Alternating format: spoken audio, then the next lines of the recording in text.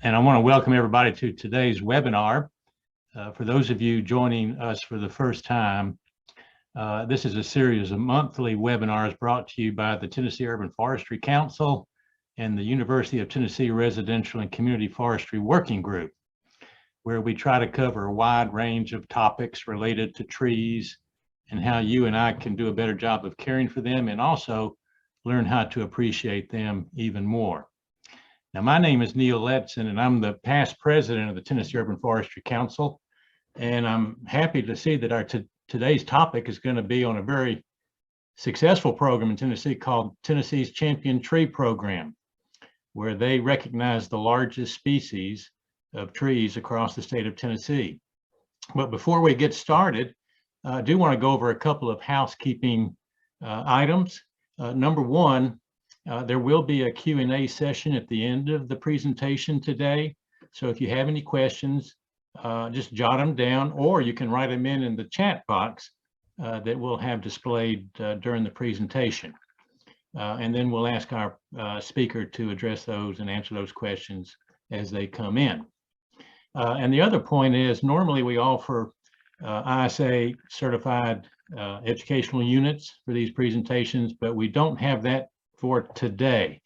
There will not be a CEU's offer for this topic. This is a topic that should be on its own merits of interest to all of us who care for trees across Tennessee. So with that, I'm going to introduce our speaker. Her name is Jaq Payne, but she's assured me and emphasized she likes to be called Jaq. So Jaq, that's how we're going to address you in today's presentation. And Jaq is a student director of the Champion Tree Program at the University of Tennessee. And she sent me a little short bio on herself. And, you know, we've had a number of speakers from all kinds of backgrounds, but I found hers to be probably one of the most interesting that I've ever read. And I'm going to have you kind of talk more about that, Jaq. But you do have an associate degree in science and arts from Northwestern Michigan Community College, and a bachelor's degree in integrated studies with a focus on theater and leadership from Middle Tennessee State University, right here in Murfreesboro, where I live. But before attending UT, you had quite an eclectic background. Could you tell us something about that and what led you to University of Tennessee? Absolutely. So I have lived all over the country and a little bit all over the world. I think probably one of the interesting things that you picked up on is for a brief time I lived in Germany, and I helped out with a summer camp for children, and I taught children how to eat fire at a German circus camp. I've nannied and babysat all over the world. I'm very passionate about connecting children with nature. For a time, I also worked at a plastics recycling plant as a safety coordinator and as a salesperson, and then eventually as a project manager. So I've had my hands in a lot of different projects and have really run the gamut. But the one through line has kind of always been my environmentalism and my joy of participating in nature. I came to urban forestry through a very strange path.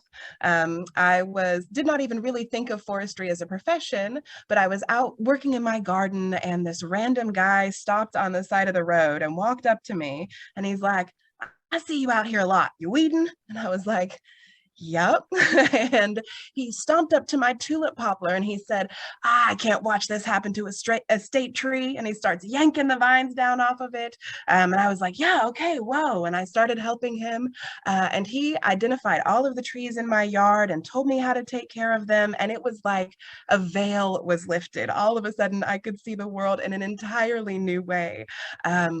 So I applied to UT. I was like, "They're not going to want me. I'm ancient. I'm 28 years old." But then they accepted me, and I became part of the program, got connected with Dr. Jean-Philippe, my advisor and the faculty advisor for this program. So yeah, a very non-traditional path into forestry, but I think that's one of the cool things about urban forestry. It seems like we've got a pretty eclectic group.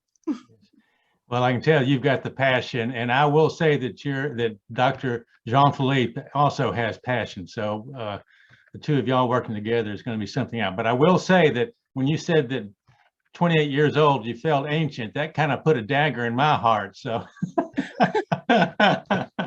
age is relevant, but it's so Absolutely. great to have you on here, Jaq. And I'm not going to take any more time away. So the floor is yours, and tell us about Tennessee's Champion Tree Program.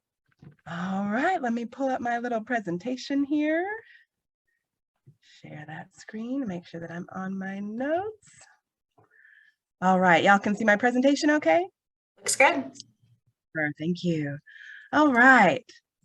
So as Neil said, welcome to the UT Extension webinar series and my presentation on the Tennessee Champion Tree Program.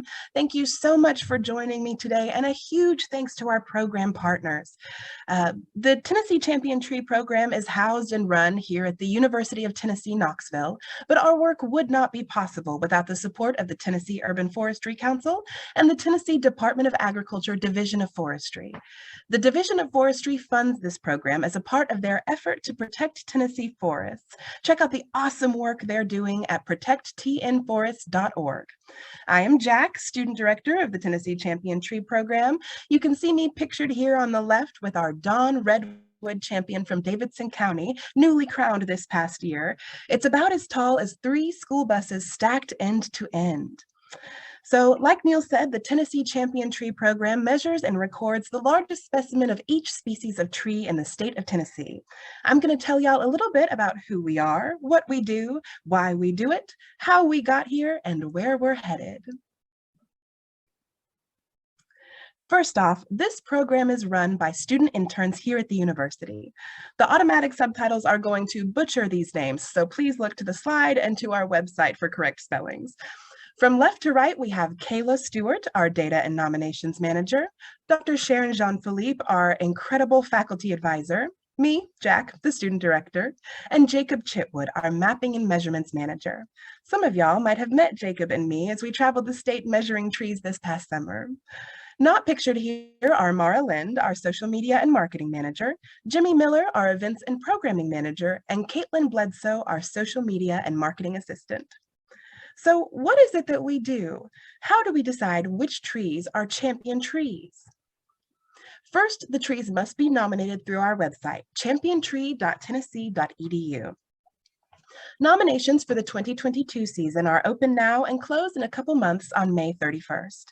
Then, over the summer, our team heads out into the field and measures each of the nominations using the methods Bob Leverett and Don Bertolet trained us on. Luckily, the laser rangefinder does a lot of the math for us, and we're so lucky to get to work with these experts that literally wrote the book on how to measure trees. Finally, at the end of the summer, we come back together and calculate the points for each tree. 1 point for each foot of height, 1 point for each inch of circumference, and a 1/4 point for each foot of crown spread. If it's the first time a species has been nominated, that specimen automatically takes the crown. For those species already represented in the database, we compare the point totals, and the one with the most points wins. Let's dig a little deeper into each of these steps.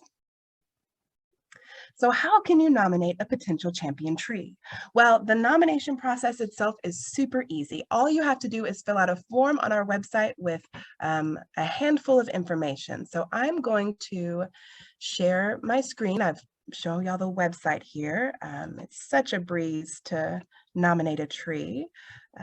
Hopefully y'all can see my website now. So we're looking at the homepage of the Tennessee Champion Tree Program.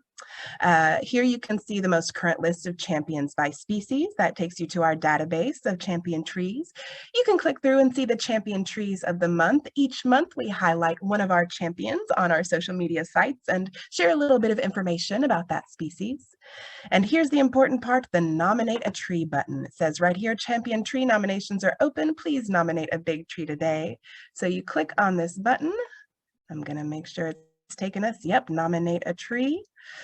So here we are on the nominate a tree form. Here's the information that you need. We need your information, contact information for you and your name. We need a little bit of information about the tree, what type of tree it is, and where the tree is located, and the directions to reach the tree site. So some of the trees are super easy to find, follow the Google Maps and it's in the front yard. Some of them are a little more complicated, tucked back in the mountains, or, take this trail, turn left, clamber over some logs, walk through a swamp, and then you'll see it. So the clearer directions you can give us, the easier it is for us to find that tree. If the owner of the tree is different from the nominator of the potential champion, you can provide that property owner information right here. And any additional comments about the tree is needed. This is totally optional, but you can give us some preliminary measurements. You can give us some of your personal history of the tree. We love to have more cultural information about the trees that become champions. And the last required part is to upload a photo, a picture of the tree, so that we are completely sure that we are looking at the same specimen. Again, submissions are accepted until May 31st, 2022. Trees will be measured during the summer and champions will be announced in the fall. Let me take us back to the presentation. All right. So the nominations are a breeze. Like I mentioned, measuring, you can add some preliminary measurements onto that nomination form. And I'm going to talk you through a few of the methods presented in the American Forest Tree Measuring Guidelines Handbook, written by Bob Leverett and Don Bertolet.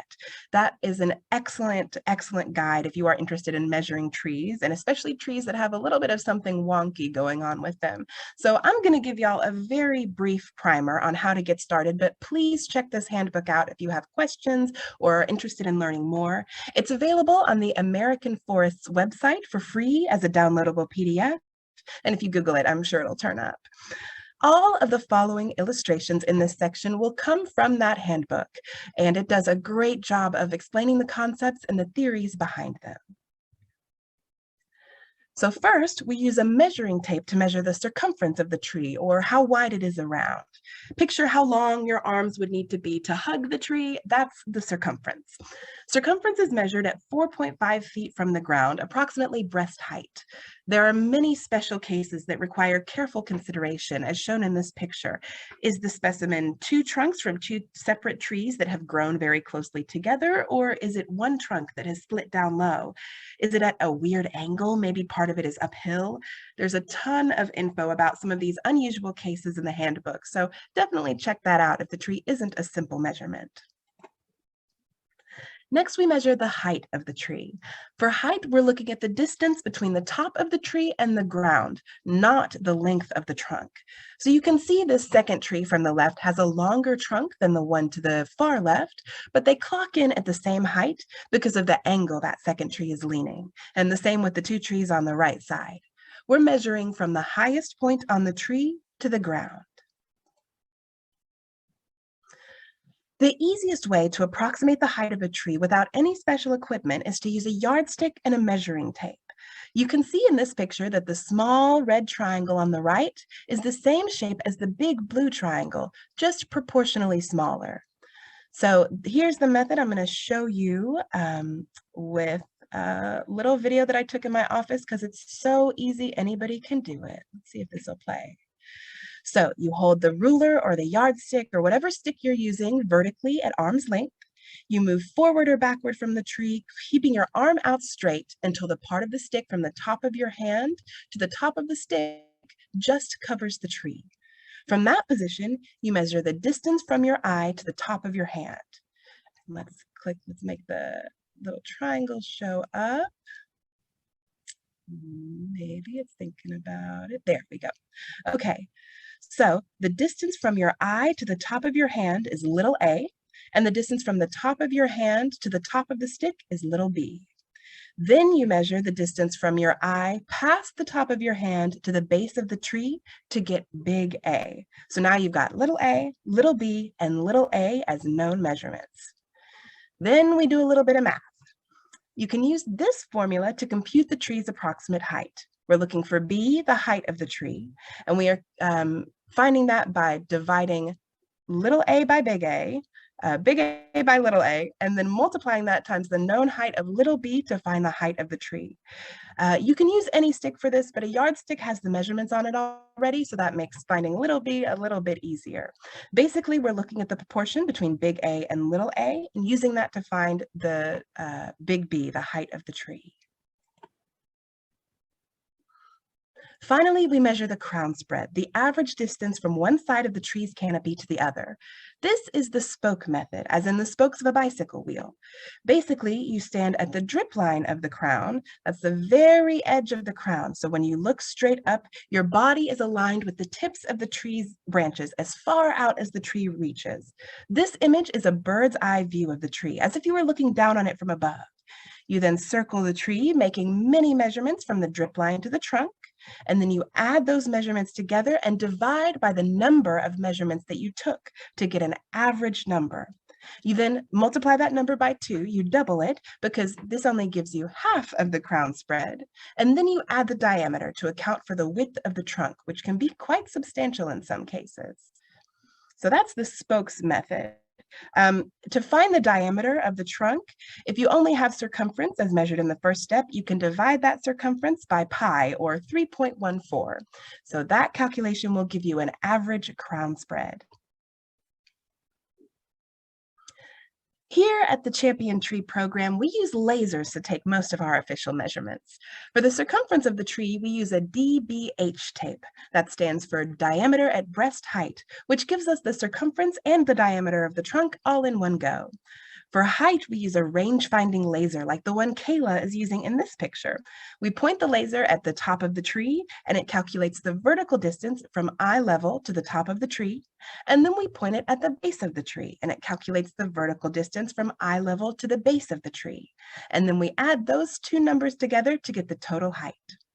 For crown spread, we can use the rangefinder to calculate the horizontal distance between 2 points. So we stand far away from the tree and point the laser at the furthest point to the left of the tree's trunk, and then the furthest point to the right. And then we move around the tree and repeat the process. Sometimes we use the spoke method I showed you with our laser, using the laser to ensure we are standing exactly at the drip line and easily finding the distance from us to the tree's trunk. The laser ensures accuracy, as well as performed some complicated trigonometric calculations on our behalf. After the measurements have been taken, we tally up the points. 1 point for each foot of height, 1 point for each inch of circumference, and a 1/4 point for each foot of crown spread. So this white oak from Warren County received 101.5 points for height, 238.2 points for circumference, so that's 19.85 feet around times 12 inches to give us 238.2. And it gets 24.2 points for crown spread, which is that 97-foot crown divided by 4.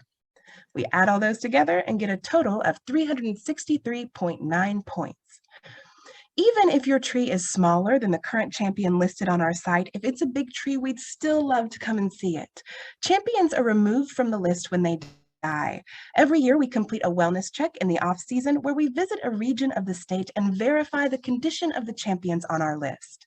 This year, we visited East Tennessee, and we removed a couple champions from the list, either because they had died or because they were cut down for urban development.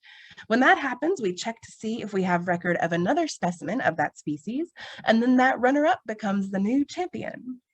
So that's how we figure out which trees are champions, but why are champion trees important?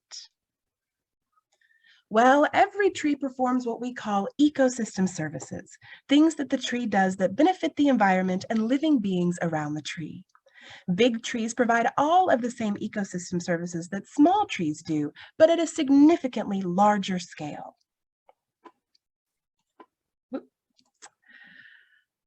One example is removing pollutants from the air. Leaves act as little machines that use energy from the sun to convert carbon dioxide into sugars and oxygen. We call that photosynthesis. Big trees have more leaves than small trees, so they purify more air than a small tree. If you compare two trees of the same species, the first one small, less than 7 inches in diameter, and the second one big, greater than 76 inches in diameter, the second one removes 70 times the amount of pollutants from the air. And sugars produced by photosynthesis are made from carbon and help the tree grow. So about half of a tree's dry weight is stored carbon. You can imagine a bigger tree is sequestering more carbon from the environment than a small, newly planted tree. Trees purify the air and store the greenhouse gases that affect our warming global climate, and big trees do that way more effectively than tiny little baby newly planted trees. In urban environments, the noise from traffic and construction can be overwhelming and negatively affect our mental and physical health. Trees can act as living sound barriers, absorbing the vibrations of sound waves and creating a more quiet environment. That's one of the reasons we love having trees by our major highways. Not only do they help process the pollution coming off of cars, they also dampen the sound waves coming off of traffic. In addition to cleaning our air and quieting our cities, trees improve the soil. Remember, trees are just big water pumps, pulling water out of the soil through their roots and evaporating it into the air from their leaves. As the soil becomes drier, it's capable of holding more water. So when it rains, the stormwater isn't skidding along the surface of the soil, carrying all the pollutants and junk into the waterways. The rainfall is able to penetrate deeper into the soil, so fewer pollutants are being washed into the rivers, and a more absorptive soil can even mitigate the effects of flooding. We know that tree roots spread out 2 to 4 times the size of the crown spread. So a tree like our champion white oak I showed you a few slides ago has a crown spread of 97 feet, which means a radius of 48.5 feet. That tree can have roots that spread out over 2.7 acres. That's a massive amount of soil being improved from a single big tree. And when tree leaves fall to the ground, they return the nutrients stored to the soil, continuing the cycle of life and keeping our soils healthy. Leaves make the best mulch. They're the result of millions of years of evolution.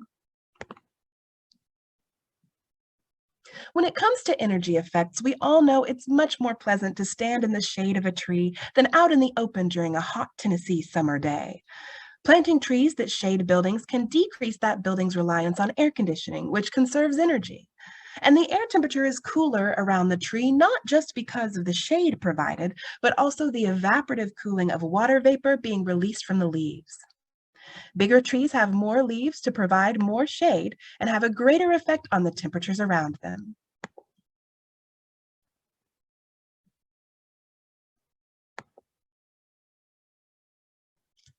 And of course, these trees provide food and shelter for wildlife. I think all the time about how little squirrels and huge bears both eat acorns. The diversity of life supported by a single tree can be staggering. From bacteria to fungus to bugs to birds to critters to us, trees are at the center of a vastly complex and beautiful ecosystem. And all of these ecosystem services play a part in our own human health. Not only are people happier when they live and work where there are beautiful trees, we all benefit from cleaner air and water. Additionally, investing in green spaces is investing in the well-being of our society. Increased quantities of green spaces, including trees, has been linked with increased mental health, decreased mortality, and decreased crime. In Philadelphia, they transformed vacant city lots into green spaces and saw statistically significant decreases in gun violence, vandalism, and criminal mischief. Increasing access to green spaces in urban environments makes our cities healthier, safer, and happier. All these ecosystem services benefit the human and non-human persons within our cities. And trees benefit from our attention and care, managing pests and diseases, protecting the trees from harm and from urban development, and feeding and watering them when they're young, and more. We have a symbiotic relationship where both sides benefit from and rely on the other. Because what happens when a big tree dies? Well, first of all, that stored carbon is returned to the environment. You can delay that for a while by making furniture out of the wood, but eventually that carbon will end up back in the soil and in the air. The tree is no longer using water, so all those soil services stop functioning as the roots die back and are decomposed. This can result in new flooding in an area or pollution no longer being circulated through the soil and instead being flushed directly into our rivers and lakes. The leaves are gone, so the air pollution is not being processed by those leaf machines, and the air is no longer being evaporatively cooled. And without seeds and fruit and leaf cover and living tissue underneath the bark, the wildlife that the living tree supported has to seek new accommodations. There are some animals that prefer living in dead trees, but it's not the same diversity of life that we see with a living tree. It is truly in our best interest to protect and preserve the large trees in our state, for us and for the environment as a whole. Which brings us to how this program started. In 1940, American Forest started the National Register of Champion Trees, measuring and recording the biggest trees in the country. The goal of the registry was to engage the public in forestry. In fact, it started as a competition to see who could find the biggest specimen of each tree species. In the 1970s, Tennessee started its own champion tree program. Every state has one now, although some have fallen into disrepair or are barely being maintained. Tennessee started its champion tree program with the goal of identifying and cataloging the largest trees in the state. Beyond encouraging public involvement in nature, there's scientific value to finding these champions. Sometimes we'll look up information about a species on our champion list, and the website will provide a maximum size that species can grow, and ours is significantly taller than that. As that song from Disney's Pocahontas goes, "How high does the sycamore grow? If you cut it down, then you'll never know." Some of these species we don't know a maximum size for because nobody's been measuring the biggest specimens, or they get cut down before reaching their highest heights. In 2016, the program was reinvigorated with a temporary UT internship program, and the student interns re-inventoried 191 trees, many of which were missing or dead. They also converted all of the paper records to digital records, bringing the program into the modern century with modern technology. And in 2020, an official partnership with UT's Department of Forestry, Wildlife, and Fisheries was put in place, providing a more secure home and more dedicated resources for the program. In spring of 2021, I was handed the torch of leadership by Walker Fowler, who did a great job laying a strong foundation for us to build upon. With my involvement came an expansion and a redevelopment of the program with the added goal of public engagement and education. As a public university and a publicly funded program, it's not enough for us to keep a secret record of the largest trees in the state locked away on a hard drive somewhere. We want to publicize these incredible species, some of the largest living organisms on land, and get folks thinking about the trees in their own communities. So Kayla Stewart, our data nominations manager, helped us organize the 2020 to 2021 nominations, and our mapping and measurements manager, Jacob Chitwood, and I took off across the state in summer 2021 to find the new 2021 champion trees. As we traveled across Tennessee and spoke to people all over about the program and stood with them in their backyard as they recounted the generations of kids raised under the thick branches and the awe and wonder we shared looking at these enormous living beings, we felt invigorated by the public interest and resolved to continue on the path of public engagement. So at the end of the summer, we sent out thank you cards with our official measurements to all of the property owners who let us onto their property to measure the trees. And in September, we held the first ever Champion Tree Award ceremony, where we talked about the importance of champion trees, crowned the new champions, and created a couple new awards to acknowledge the people who keep this program alive, the nominators. We created the Prolific Nominator Award, given to the nominator with the highest number of nominations over the past year. In 2021, it went to Randy Allen. And the Lifetime Nominator Award, which was a special award given to a nominator who has provided continual support and consistent support to the program over several years. Last year, it went to David Smith. They received certificates, and our champions received wood-burned plaques created by Jimmy Miller, our events and programming manager. Here he is with all of them right before we sent them out across the state. Additionally, our social media and marketing manager, Mara Lind, created our social media accounts on Facebook and Instagram and got that aspect of the program running, giving us another avenue of communication with the public. These types of public engagement, both tangible and digital, represent our focus on spreading awareness of the Tennessee Champion Tree Program and encouraging public appreciation of champion trees. On Instagram, we're regularly hitting over 3,000 views on our reels or our short videos. We just started posting a few months ago and we are continuing to build our audience. Please feel free to join us at tennessee.champion.trees on Instagram. I wanted to highlight one of the videos posted by and featuring Mara that's so cute it makes my teeth hurt. Let me pull it up real quick here. We'll share my browser screen again. Okay, the caption says, how our team feels seeing all the new nominations. And here's the music.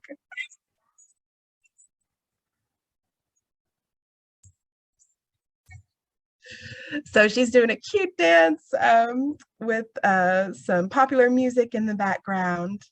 And yeah, it's getting a lot of views. It's absolutely delightful to see that kind of engagement.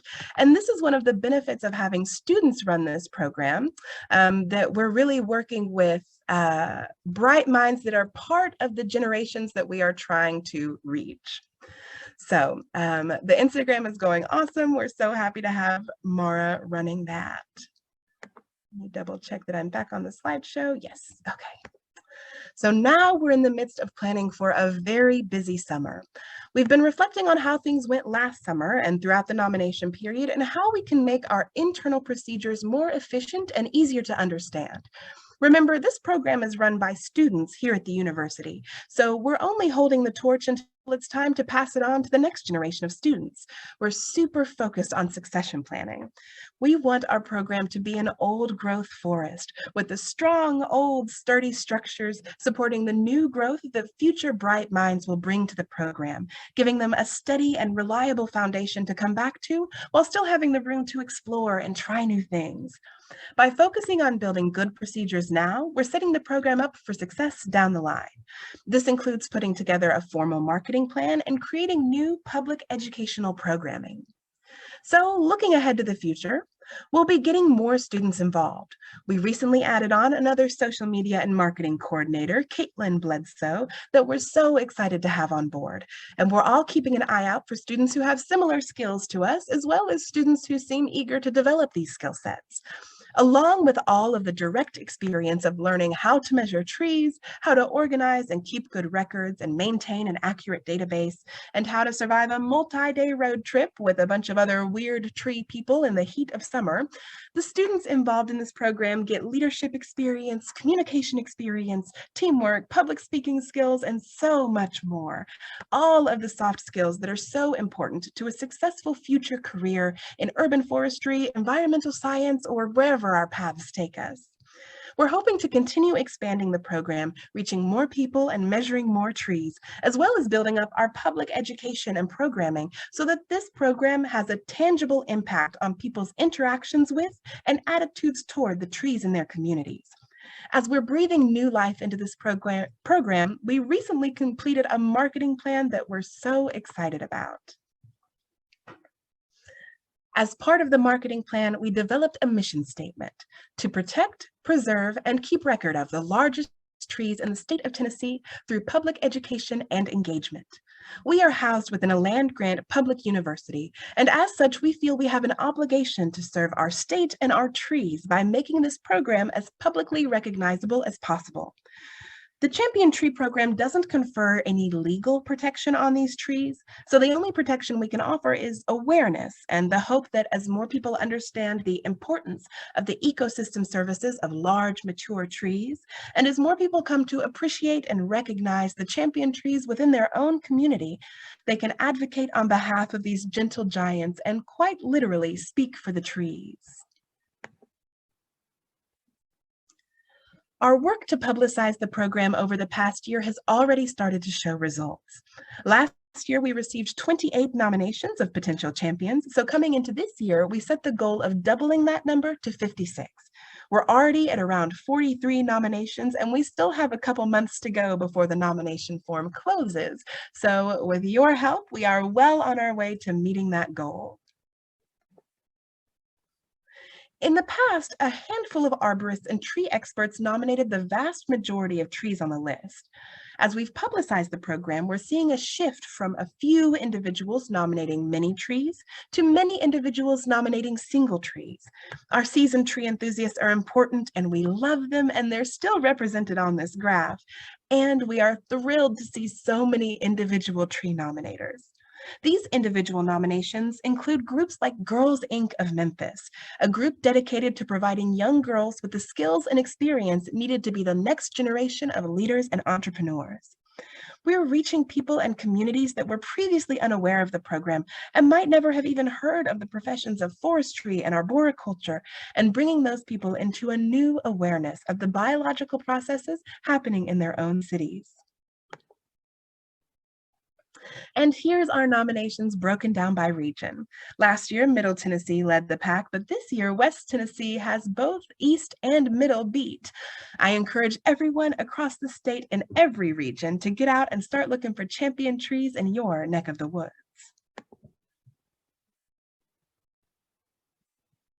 Another part of the marketing plan is fleshing out the ways that we engage with the public. So I already mentioned the thank you cards and the physical awards for champion trees and our most prolific nominators and our social media sites. We're also in the process of building educational programming geared toward kids for us to take around to the public libraries in Tennessee and our state parks. During the summer, as we're traveling across the state, we'll be including visits to libraries and parks in the areas where we're measuring champions. A couple of us have received the Project Learning Tree training. The book here is pictured on the left, and we'll be incorporating some of those principles and ideas into our Champion Tree educational program. If you work with kids and have never participated in the Project Learning Tree training, I'd highly recommend checking out their website, resources, and training program. And if this kind of programming sounds like something that would be beneficial to kids in your community, send us an email and we can discuss bringing our program to your school, community center, library, or park. So the goals of this program are to increase kids' awareness of the Tennessee Champion Tree Program, of the urban ecosystem, of the trees in their world, and of the deep and immutable connectedness we all experience being a part of the natural world. To sum up the big picture here, we are a part of the ecosystem. This is one of my favorite quotes from Alan Watts. We speak of coming into this world. We didn't. We came out of it as leaves from the tree. We are inextricably linked with the natural world because we are a part of the natural world. We are not separate from it. Programs like the Champion Tree Program allow us to recognize and honor the natural world around us. Honoring the trees in our communities helps us visualize and internalize that deep connection with the life we are immersed in. It brings us together with each other and with the cycles of life happening in our own backyard, cluing us into the rhythms of the earth. It is a great opportunity to advocate for the environment, to connect with the human and non-human persons in our communities, and to begin the conversation of conservation. We can't protect what we can't see, and what we don't even know is in danger. So keep an eye out for big trees in your community and nominate them at championttree.tennessee.edu. We look forward to coming out to see your potential champions this summer, and in the meantime, you can keep up with big tree news on our social media platforms. Thank you so much for your time and attention today, and I think we have time for some questions.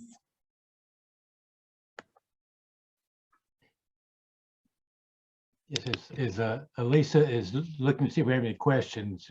Jack, I just want to say how impressed I am with the presentation and how it reaches so many people and involves the creativity and the newness of the youth at UT, and it just shows throughout the entire program. I'm overwhelmed with what you've presented, but I will say that none of this can happen without good leadership.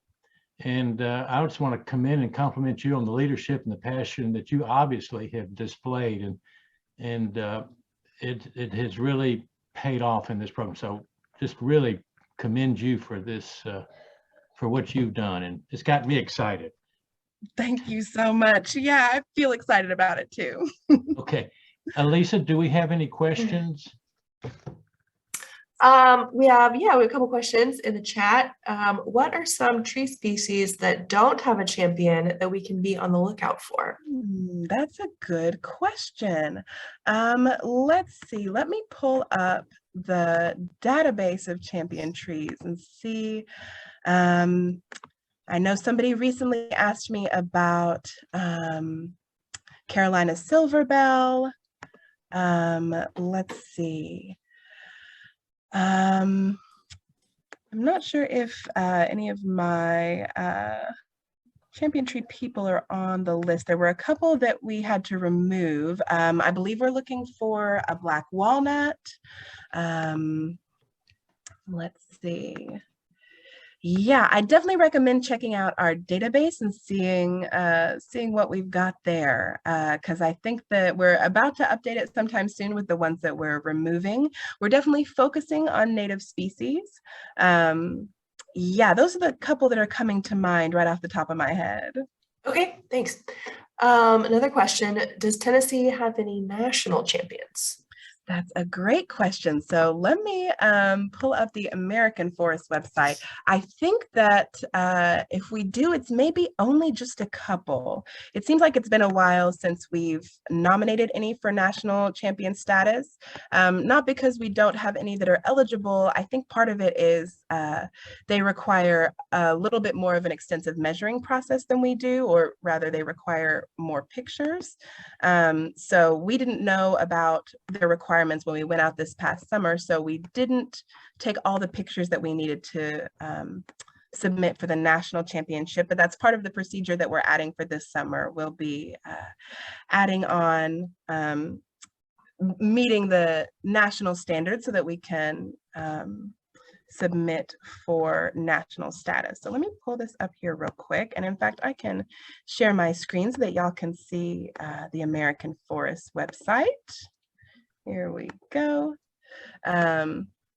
Yeah, okay, so it looks like we only have one champion tree from the state of Tennessee, and that's the mountain silverbell in Sevier County. I'm not sure when that was nominated, but we're definitely on the lookout this year. Okay, it was nominated in 2016, crowned as champion in 2020. So we're definitely on the lookout for more national champions, and hopefully this summer we'll be able to tag a few.